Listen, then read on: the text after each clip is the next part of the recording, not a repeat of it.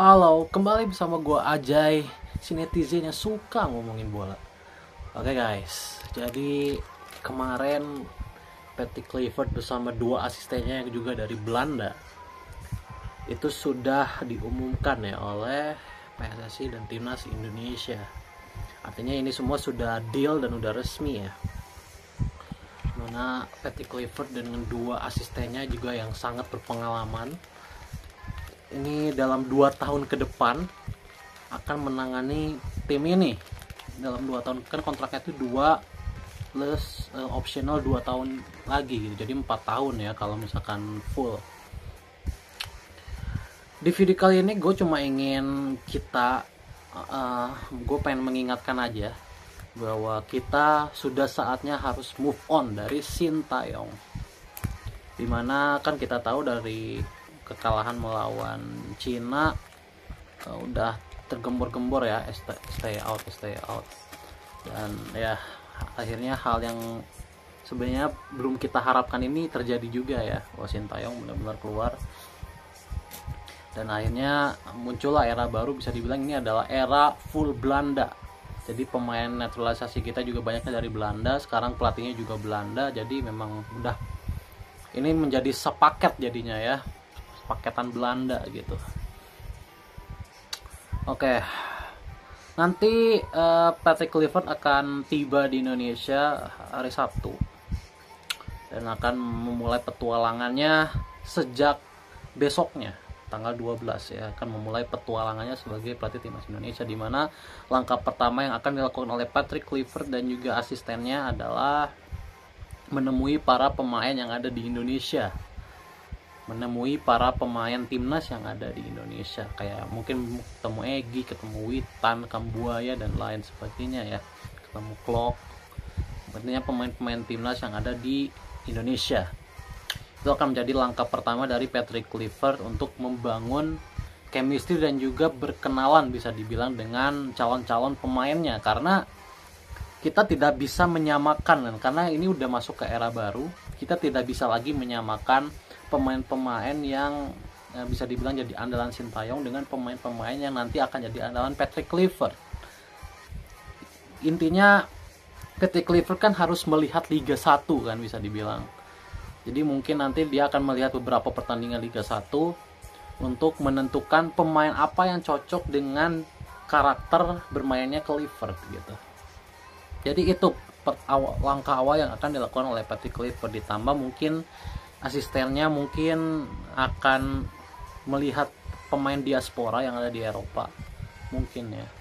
Jadi mungkin akan ada pembagian tugas lain sebagainya, karena kita tahu sekarang pemain timnas itu kan ada di mana-mana ya, ada di mana-mana gitu, di Eropa ada, di Australia ada, di Thailand ada, di Thailand ada 3, kemudian di Belgia dan segala macam. Jadi memang pastinya pihak tim dari Kluivert ini ya bisa bilang harus dipecah lah untuk melihat situasi terkini calon-calon pemain yang akan dibawa oleh Kluivert gitu.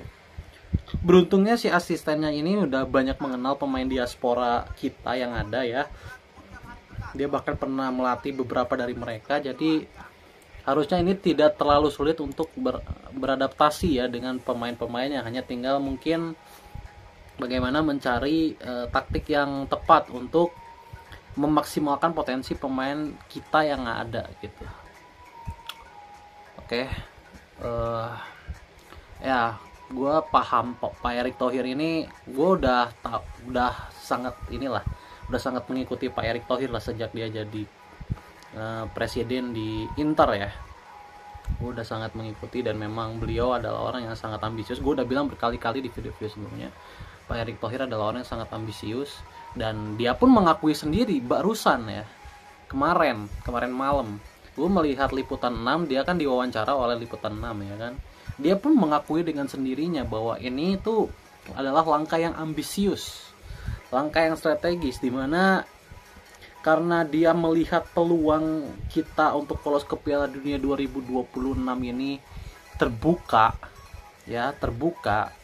Dia tidak ingin ibaratnya dia ingin mengambil resiko, dia memang ingin mengambil resiko bahwa selama ini komunikasi menjadi tantangan untuk Sintayong, dan komunikasi itu difix dengan mendatangkan pelatih Belanda, difix gitu, difix untuk dimana dia mendatangkan pelatih Belanda yang memang sudah mengerti karakter pemain Belanda seperti apa, ditambah juga dia sudah mengenal mungkin taktik apa yang cocok untuk pemain-pemain Belanda ini, sehingga dia mengambil keputusan untuk dalam sisa 4 pertandingan ini menggunakan pelatih Belanda.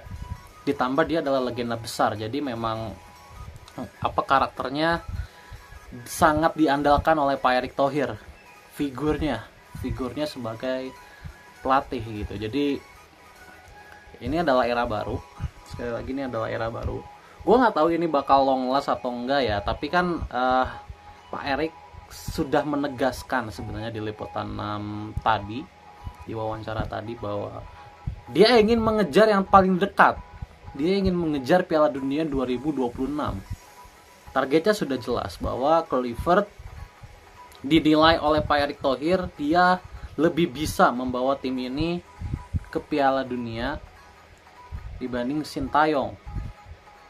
Kluivert ini dinilai jauh lebih bisa dan dia ingin mengambil chance sekecil apapun untuk bisa meloloskan timnas Indonesia ke Piala Dunia, which is ini ya langkah yang sangat berani dan beresiko ya.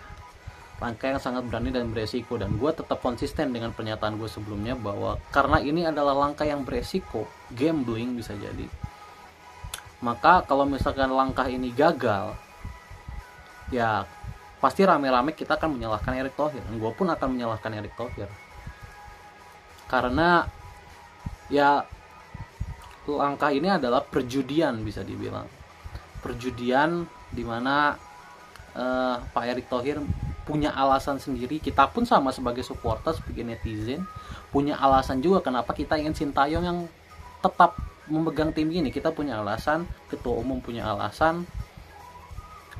Jadi kita lihat saja apakah ambisi yang dikeluarkan oleh Pak Erick Thohir ini mampu membawa dampak positif ke timnas Indonesia.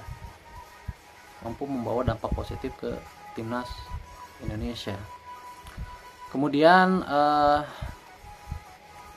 di satu sisi kalau bicara target ya, target mungkin untuk Kluivert sendiri, gue kan sudah bilang di video sebelumnya bahwa 2026 Piala Dunia itu sebenarnya untuk gue wajib ya, karena bisa dibilang kalau misalkan menjalankan langkah yang strategis artinya harus ada tujuan yang di-upgrade, dan tujuan yang di-upgrade itu adalah lolos ke Piala Dunia 2026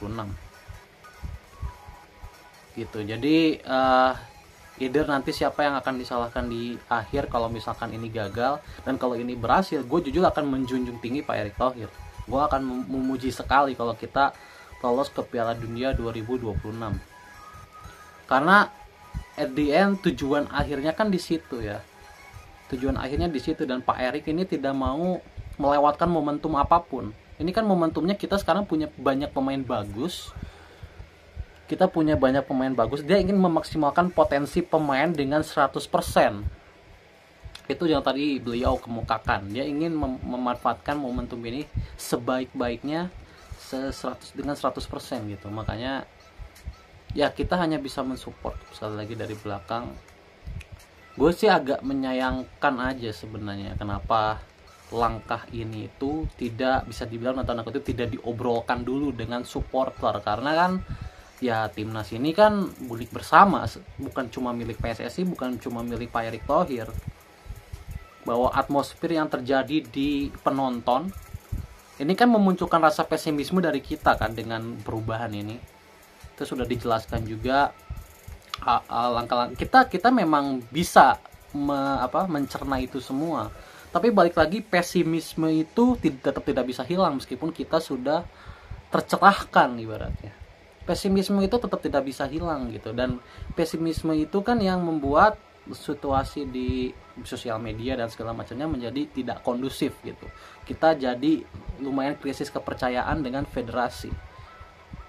Dan sekali lagi di video sebelumnya gue udah menjelaskan bahwa krisis kepercayaan ini bisa teratasi. Optimisme ini bisa dikembalikan kalau Kluivert perform. Kluivert harus perform, ya. Dan itu adalah tugas kita. Itu tugas kita juga, guys. Jangan bebankan itu juga kepada Kluivert seorang. Kita harus memberi support. Sekali lagi teman-teman, jangan menjelek-jelekan, jangan menghujat Kluivert sekarang. Ini bukan waktu yang tepat. Kluivert belum bekerja, ya. Patrick Kluivert belum bekerja. Jadi ayo kita support 100%. Nanti kalau hasilnya memang kelihatan memang dia secara hasil memang jelek, di situ baru, di titik itu baru kita kritik.